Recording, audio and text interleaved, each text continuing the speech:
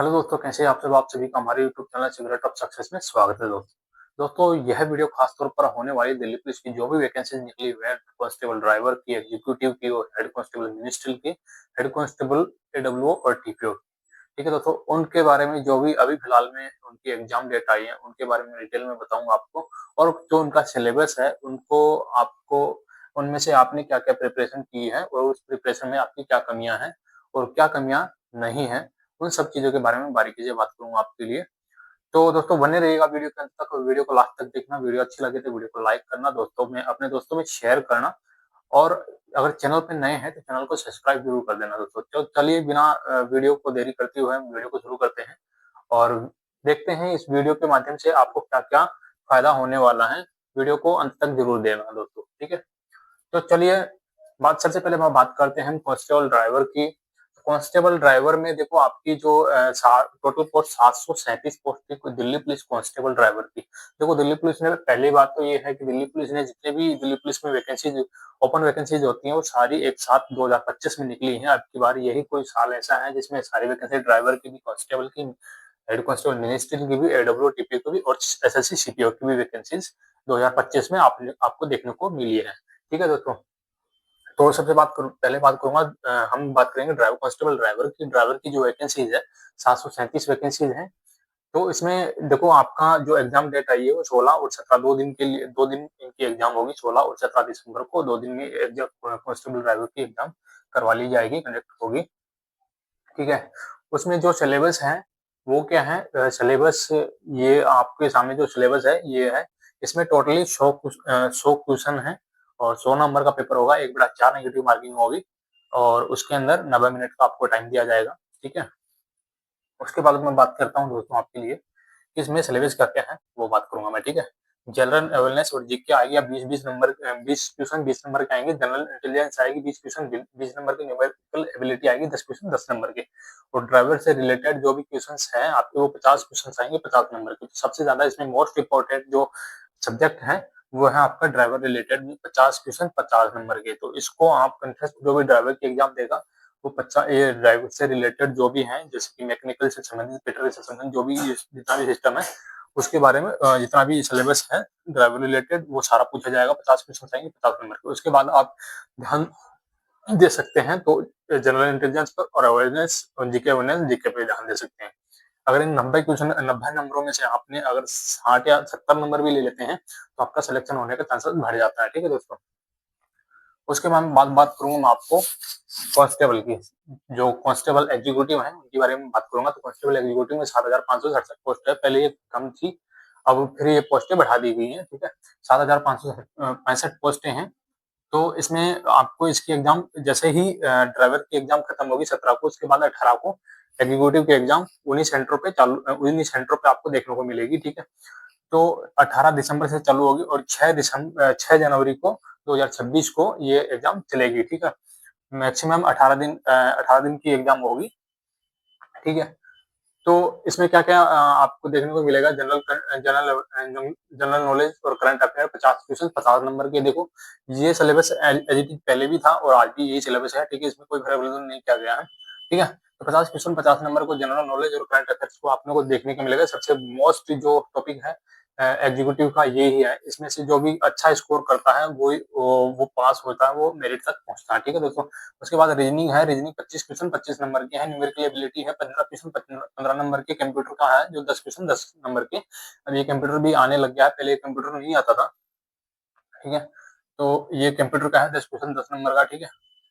उसके बाद है हेड कांस्टेबल मिनिस्ट्रियल की बात करूं मैं, तो हेड कांस्टेबल की 509 पोस्ट हैं जो कि मेल फीमेल में डिवाइड होंगी। जैसे कि ये कांस्टेबल एग्जीक्यूटिव मेल और फीमेल में डिवाइड होंगी, ये मेल फीमेल में डिवाइड होंगी। सारी पोस्ट हैं जो भी मेल फीमेल में डिवाइड होंगी, ठीक है।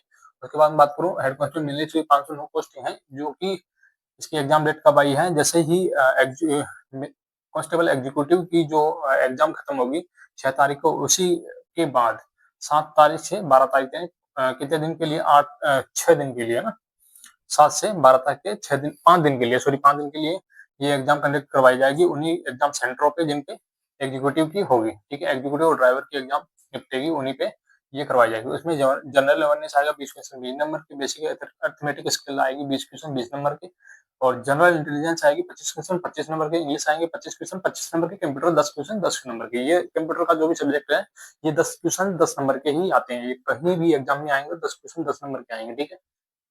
तो आपको कंप्यूटर इतना ज्यादा बड़ा नहीं है, आप इसको आराम से शॉर्टकट की, और कुछ कंप्यूटर्स हैं जो कि कौन सी पीढ़ी का कंप्यूटर कब बना, उसका बनाने वाला कौन था, ये सब आपको देखने को मिलेगा, ठीक है। तो 5 की हेड कांस्टेबल मिनिस्ट्री की बात हो गई। उसके बाद मैं बात करूंगा head constable AW TPO, head constable AW TPO, assistant wireless operator और टेलीप्रिंटर ऑपरेटर। 500 बाउंड पोस्ट इसमें दी गई है जो कि मेल फीमेल में डिवाइड हो जाएंगे, ठीक है। जनरल अवेयरनेस की 20 क्वेश्चन आएंगे 20 नंबर के, जनरल साइंस आएगी 25 क्वेश्चन 25 नंबर के, और मैथमेटिक्स आएगी 25 क्वेश्चन 25 नंबर, रीजनिंग आएगी 20 क्वेश्चन 20 नंबर के, कंप्यूटर 10 क्वेश्चन 10 नंबर के। जैसे ही इसकी एग्जाम खत्म होगी हेड कांस्टेबल मिनिस्ट्री की, तो एडब्ल्यू टीपीओ की एग्जाम शुरू हो जाएगी, यानी 15 जनवरी से लेके और 22 जनवरी तक इसकी एग्जाम चलेगी 2026 में, ठीक है। तो ये एग्जाम और इसका क्या नाम है जो सिलेबस है वो मैंने बताया आपको, और आपने ये पहले भी ये सिलेबस देखा होगा, क्योंकि ये सिलेबस आपको आने वाला है, आपने इसकी पढ़ाई भी की होगी, ठीक है। अब मोस्ट बात क्या है कि आपको पेपर क्लियर कैसे करना है, पेपर क्लियर करने की शॉर्ट ट्रिक क्या होती है, ठीक है। ये कोई नहीं बताता, जो भी बताता है ना आपको, तो आप उसको सही से फॉलो नहीं कर पाते, ठीक है। सबसे ज्यादा आपको देखो, आपकी सबसे ज्यादा रुचि किस विषय में है, जैसे मैथ में है, रीजनिंग में है, जीके में, किस विषय में आपकी सबसे ज्यादा रुचि है। बहुत से कैंडिडेट को देखने को मिले, जैसे ही वो जीके की किताब उठा के पढ़ने को कोशिश करते हैं तो उनको नींद आने लग जाती है, तो ठीक है। ऐसे जब नींद आने का टाइम होता है उस समय आप, जैसे मैथ है, मैथ में आपको क्या ना, आपकी चॉइस बढ़ती जाती है, रीजनिंग है, रीजनिंग में चॉइस बढ़ती जाती है। जैसे एक क्वेश्चन किया, एक जैसे एक हमने टॉपिक खा लिया, उसमें कम से कम 25 से 30 क्वेश्चन न्यूमेरिक नॉर्मल होते हैं, ठीक है। तो 25 से 30 क्वेश्चन नॉर्मल होते हैं, तो हम 25 से 30 क्वेश्चन हमारे को 1 घंटा लग जाता है। हम चाहते हैं कि 11 बजे तक पढ़ेंगे, सुबह 5 बजे उठ के फिर पढ़ेंगे, ठीक है। तो सुबह 5 बजे को उठ के पढ़ने वाले जो 11 बजे सोने वाले हैं, उनको जैसे ही वो नाइट में अगर जीके पढ़ते हैं, तो जीके पढ़ते पढ़ते उनको नींद आ जाती है, तो वो क्या करते हैं उस समय, अगर मैथ और रीजनिंग को निकालेंगे तो क्या है ना, उनका टाइम भी वहां कवर होगा, यानी 10 से 11 का टाइम जो नींद आने का टाइम है वो भी कवर होगा, और मेरे को लगता है कि कहीं ना कहीं 11 से अबाव भी आप पढ़ पाएंगे, क्योंकि मैथ के क्वेश्चन ऐसे हैं जहां आप अटक जाओगे ना, तो वो 10 से 15 मिनट या एक्स्ट्रा या 5-7 मिनट एक्स्ट्रा ले लेता है, और जबकि जीके का ऐसा सिस्टम है, आप जहां छोड़ दोगे वहीं उसको छोड़ दोगे। लेकिन मैथ का क्वेश्चन ऐसा जब नहीं आता है ना, तो हम अगले पे भी जा सकते हैं, ठीक है। तो सबसे अच्छी चीजें हैं नाइट में पढ़ने के लिए है मैथ, फिर मॉर्निंग में पढ़ने के लिए आपके लिए क्या, जीके। अगर जीके को मॉर्निंग में आप पढ़ोगे तो सबसे ज्यादा स्कोर बनता है आपका जीके का, और वो भी आप लिखित में, अगर जीके को प्रैक्टिस करते हैं लिखित में मॉर्निंग में जब आप पढ़ते हो, तो वो जीके आपको याद रहती है। सबसे पहले उठते हैं आप करंट जीके, आपका जो है बनाया हुआ जो भी नोट्स है उनको रिपीट कीजिए, बार बार रिपीट कीजिए।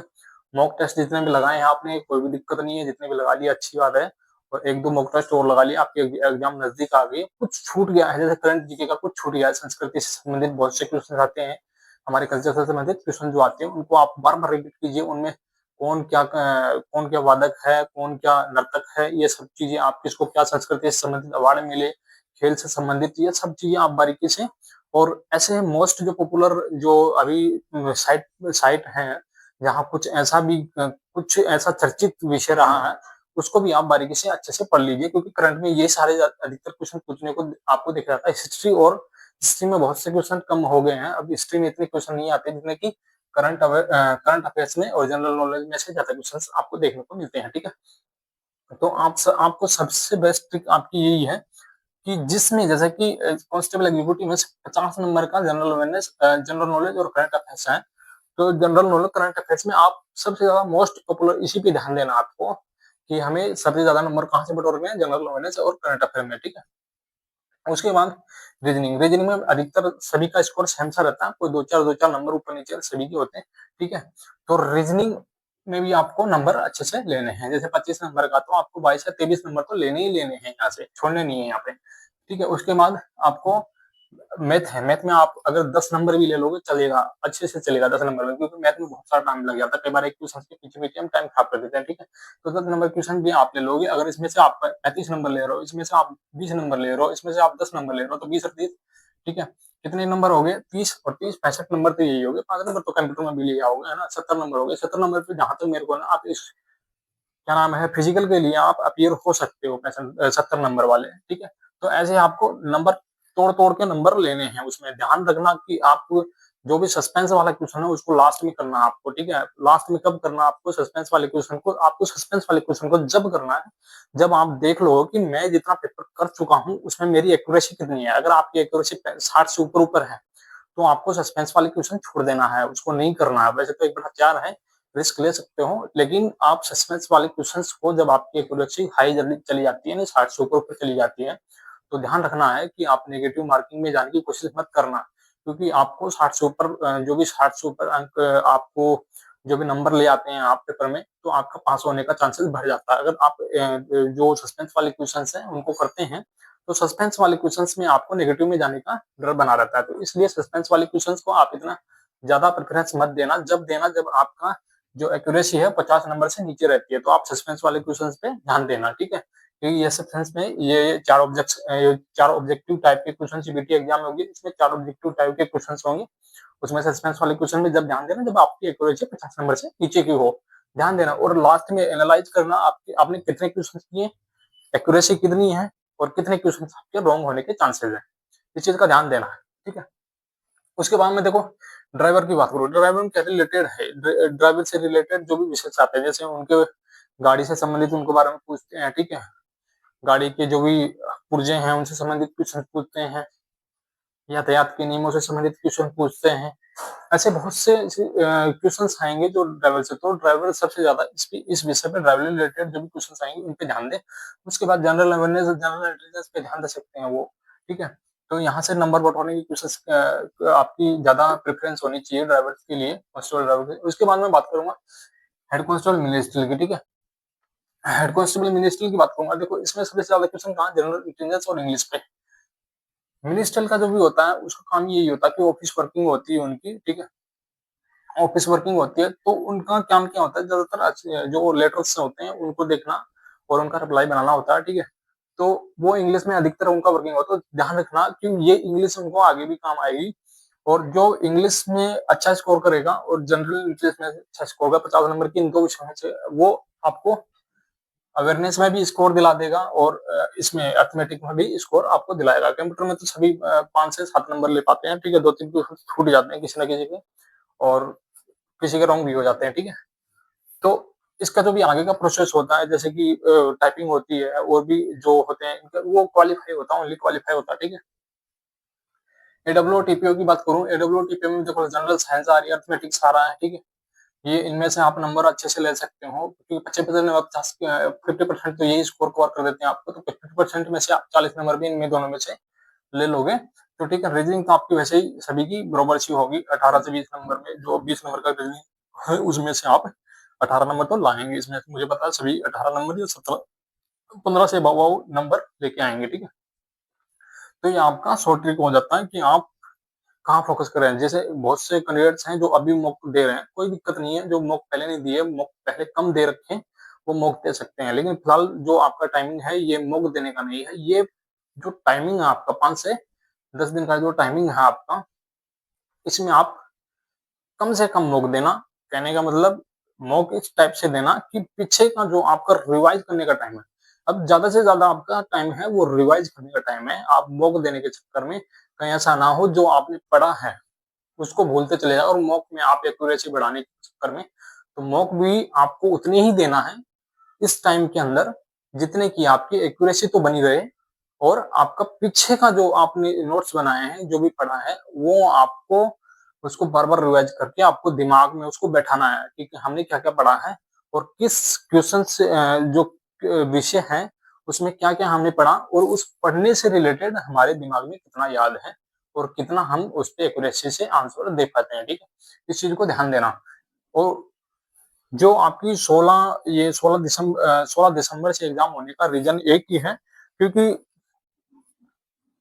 उससे पहले एसएससी सीपीओ जो है, सीपीओएसआई इसका एग्जाम होगा। शायद इसका एग्जाम 9 दिसंबर से है, 9 दिसंबर से इसका एग्जाम है। उस जैसे ही एसएससी सीपीओएसआई का एग्जाम खत्म होता है उसके बाद आपकी एग्जाम शुरू हो जाएगी कांस्टेबल ड्राइवर की, ठीक है। उससे पहले जो एसएससी सीपीओ से पहले एक जूनियर असिस्टेंट ऐसे करके मैकेनिकल इलेक्ट्रिशियन से संबंधित एक जो पोस्ट है उसकी एग्जाम शुरू होगी, वो शायद 3 दिसंबर से शुरू है। सबसे पहले जूनियर असिस्टेंट मैकेनिकल जो भी एग्जाम्स है वो लगेगी, ठीक है, 3 दिसंबर से वो खत्म होगी। फिर एसएससी सीपीओ एसआई की एग्जाम लगेगी 9 दिसंबर से, ये खत्म होगी। फिर उसके बाद आपकी एग्जाम लगेगी कांस्टेबल ड्राइवर की 16 दिसंबर से शुरू होगी। फिर कांस्टेबल एग्जीक्यूटिव की 18 दिसंबर से शुरू हो जाएगी। एससीएम की शुरू हो जाएगी 7 जनवरी से।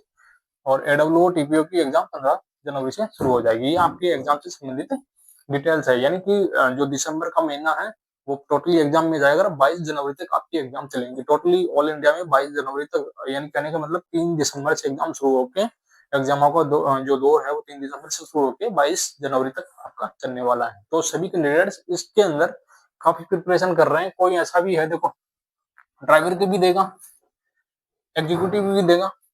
कैसे देगा वो? ड्राइवर की जो ड्राइवर 16-17 को दे लेगा, उसके बाद वो 18 को एग्जीक्यूटिव की भी देगा। फिर 18 को एग्जीक्यूटिव की देगा, मिनिस्ट्रियल की भी देगा, 7 से 12 के बीच में मिनिस्ट्रियल की भी देगा। फिर वो एडब्ल्यू टीपीओ की भी देगा। और जो सीपीओ की देखा है ना, जो सीपीओ की एग्जाम देके आया 9 दिसंबर से, वो ये समझ लो कि जो ड्राइवर्स है इससे इसमें वो कम प्रेफरेंस करेगा। लेकिन जो एग्जीक्यूटिव, एससीएम, एडब्ल्यू, इन तीन में वो एग्जाम देने के लिए वो पक्का बैठेगा। तो आप समझ लेना कि एग्जाम कितनी टफ होने वाली है। एग्जाम का पेपर चाहे सरल आ जाए, लेकिन एग्जाम में जो कैंडिडेट बैठने वाले हैं वो ऐसे ब्रिलियंट जो कैंडिडेट्स हैं वो बैठने वाले हैं जो सीपीओ की एग्जाम देके निकलेंगे, ठीक है। तो अभी जो पहले वाला सीपीओ है उसका रिजल्ट तो आ चुका है, लेकिन जो क्या बोलते हैं उसको, डिपार्टमेंट रिजल्ट अभी भी नहीं आया है, तो उनका भी सिलेक्शन अभी रुका हुआ है। तो ध्यान रखना इस चीज का कि जो पिछली बार सीपीओ की एग्जाम दिए थे वो भी इन एग्जामों में बैठेंगे, और जो अब की बार सीपीओ की एग्जाम देंगे वो भी इनमें बैठेंगे। तो आप देख लेना एग्जाम का स्कोर क्या है, तो आप एक्यूरेसी के अनुसार अपना पेपर हल करना आपको, ठीक है। और फिर भी कोई आपके डाउट रह जाता है तो डाउट क्लियर करने के लिए मेरे को कमेंट में मैसेज कर देना, मैं आपकी रिप्लाई जरूर करूंगा। और फिर भी आपको कोई ऐसा डाउट होता है, मैं एक बार आपकी कमेंट पढ़ के एक नई वीडियो और ला दूंगा। अभी फिलहाल में एसएससी जीडी की भी वैकेंसीज आई है, उनके बारे में एक वीडियो बनाने वाला हूँ। मेरे चैनल पे अपडेट रहिएगा, आपको एसएससी जीडी कांस्टेबल से संबंधित भी आपको वैकेंसी की डिटेल मिल जाएगी। वीडियो अच्छी लगी तो वीडियो को लाइक करना, शेयर करना। Thank you. जय हिंद दोस्तों।